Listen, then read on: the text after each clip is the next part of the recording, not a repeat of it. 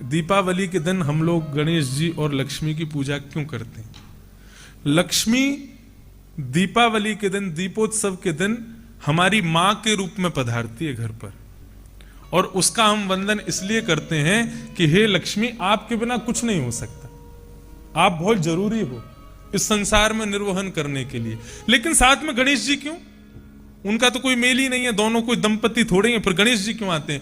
बोले गणेश जी बुद्धि के देवता हैं, लक्ष्मी का व्यय हमको कहां करना चाहिए ये हमको बुद्धि विवेक ही बताएगी, इसलिए गणेश जी साथ आते हैं, ताकि गणेश जी बुद्धि में विराजमान होकर के ये बतावें कि ये जो मेरे संग आई है ना, इनको यहां व्यय करो, यहां खर्च करो, इधर खर्च करो, कहीं गलत जगह खर्च मत करना। इस भाव से गणेश और लक्ष्मी दोनों का पूजन किया जाता है। मन में भाव आता है कि श्रीमद् भागवत कितनी दयालु हैं, कितने कृपालु हैं। जीवन भर जिसने उनका आश्रय नहीं लिया उस पर भी कृपा करने के लिए भागवत जी तत्पर रहती हैं। ऐसे भागवत जी को हम बारंबार प्रणाम करते हैं।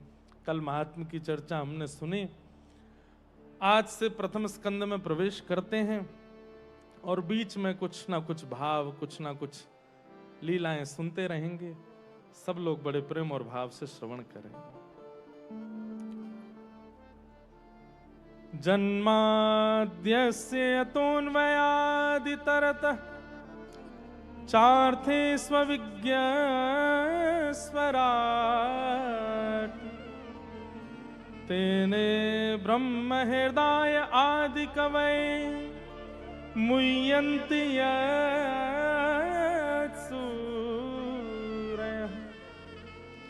तेजो वारिमृदां यथा विनिमयो यत्र तृषैर्गो मृषा धाम्ना स्वेन सदा निरस्तकुहकं सत्यं परम धीमहि।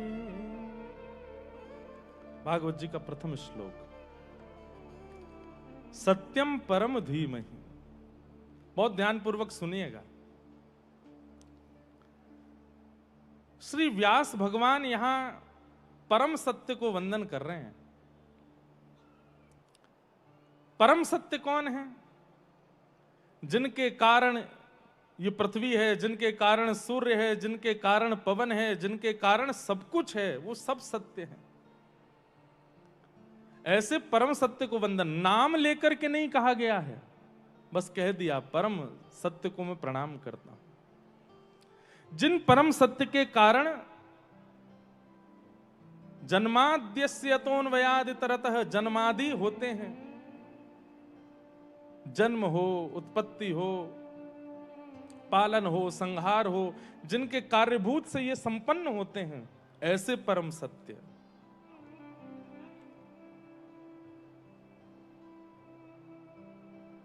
और चार्थे स्वविज्ञ स्वराट,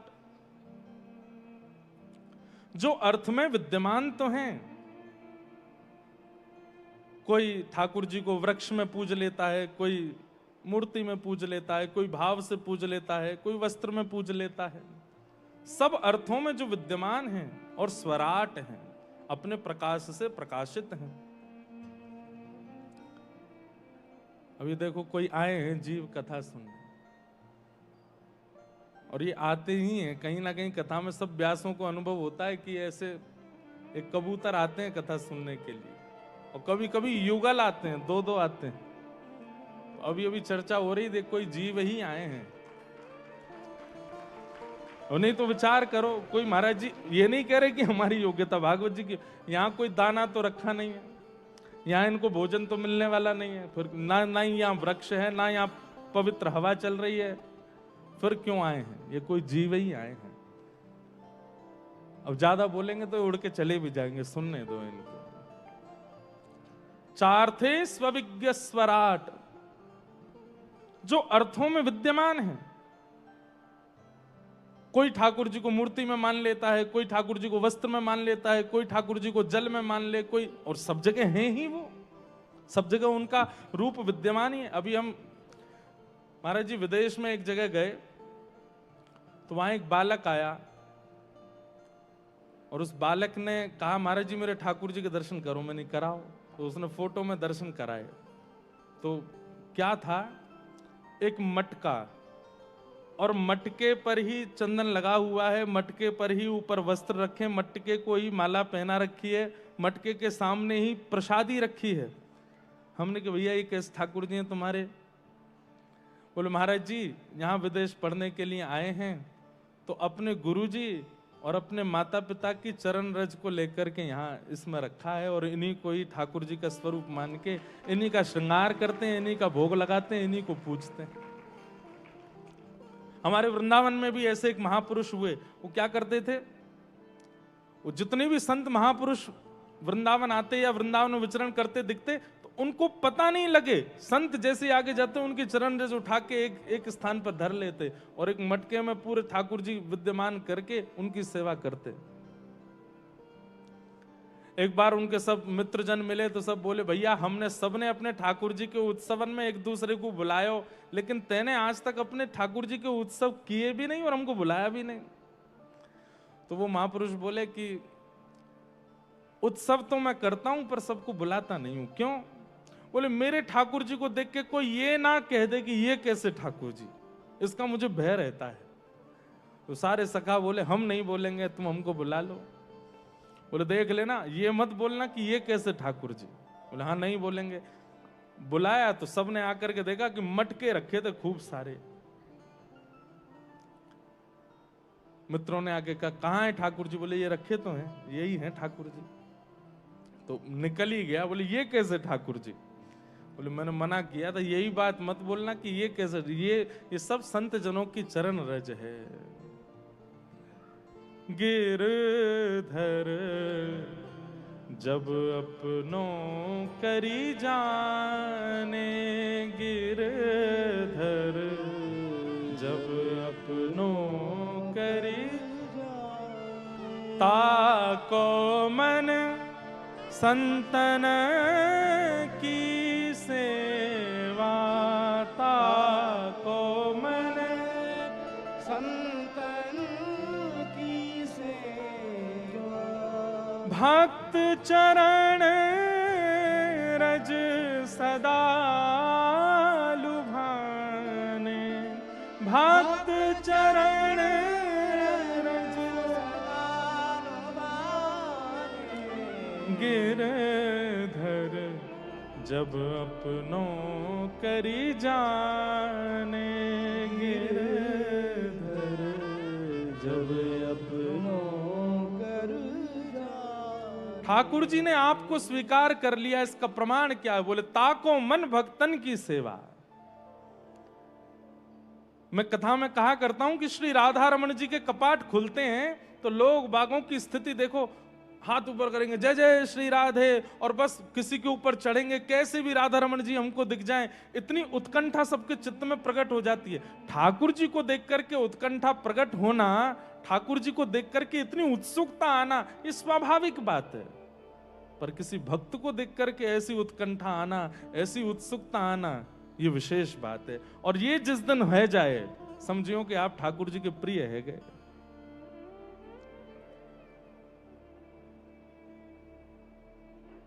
किसी हरिजन को देख करके, हरि के जन को देख करके आपके चित्त में बस भाव आ जाए कि आहा, अब तो जैसे मान लो हमारे पूज्य श्री मलुक पीठ वाले महाराज जी जैसे सन्मुख आते हैं तो यही भाव रखना है उनके प्रति। साक्षात श्री मलुक बिहारिणी बिहारी जी आए हैं, ये युगल एकाकार रूप धारण करके आए हैं। कल रमन रीति वाले महाराज जी आए तो उनको देख करके ये भावना लगे श्री रमन बिहारी जी आए हैं।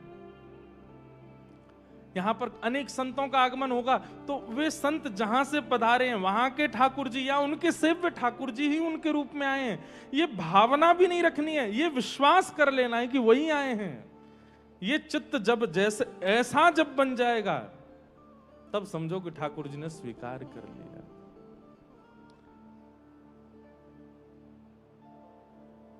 तो चार्थे स्वविज्ञ स्वराट, ठाकुर जी सब जगह हैं, अर्थों में भी हैं, वस्तुओं में भी हैं। लेकिन हां, एक बात हम एक बात इसमें स्पष्ट कर सकते हैं कि सर्वम खलु इदम ब्रह्म, सब जगह ठाकुर जी हैं, पर कहीं कहीं ठाकुर जी निज स्थिति बताते हैं।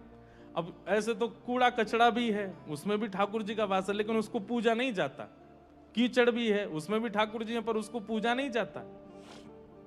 इसलिए ये बोध कौन कराता है कि सब जगह ठाकुर जी तो हैं, पर भजना किसको है, भाव किसके प्रति रखना है, ये गुरुदेव बताते।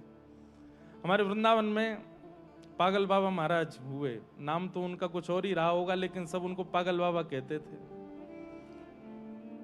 क्यों पागल बाबा कहते? वो जिसको देखते उसी को ठाकुर जी मान के प्रणाम करते।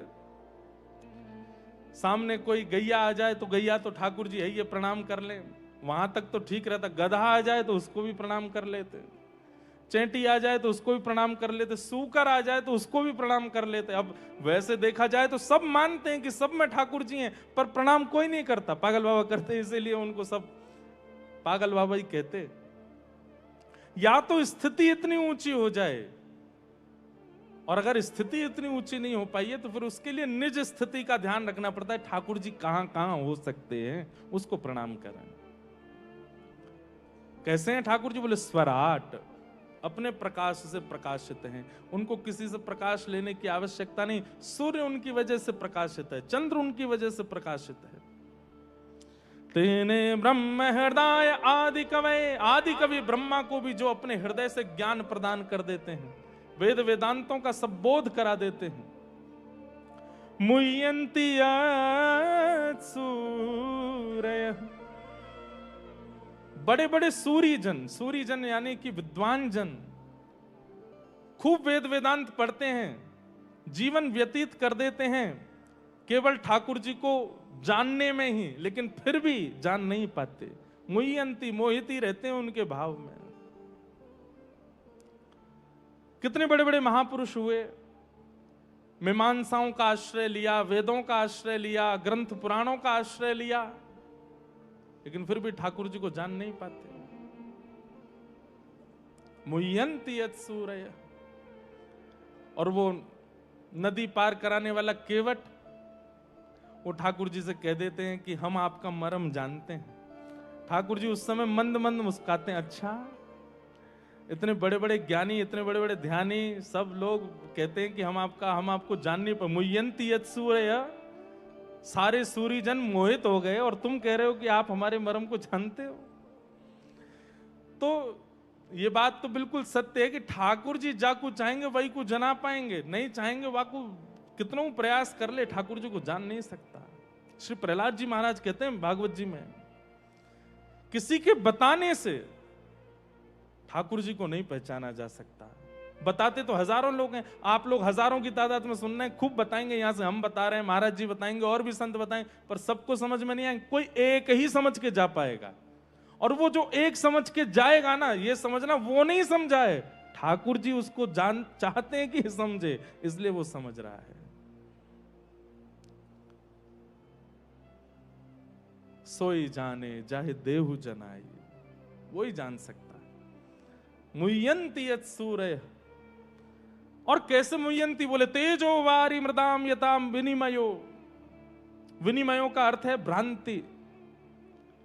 जैसे मार्ग में चलते चलते कभी दोपहर में ऐसा लगता है कि पानी पड़ा है, लेकिन पास जाते हैं तो पानी नहीं होता, ठीक वैसे ही मुनि जन वेद शास्त्रों को पढ़ते हैं तो समझते हैं, अच्छा हम पहचान गए ठाकुर जी को। थोड़ी देर बाद, अरे नहीं नहीं, अभी तो नहीं जाने, ये तो कुछ और है, हम जो सोच रहे थे वो तो कुछ और था, ये कुछ और है। तेजो वारी मृदाम यथा विनिमयो, तेजो वारी विनिमयो, मृदाम वारी विनिमयो। जैसे थल में जल की भ्रांति होना, जल में रज की भ्रांति होना, रज में जल की भ्रांति होना, ऐसी भ्रांति सी होती है सबको, कोई जान नहीं पाता।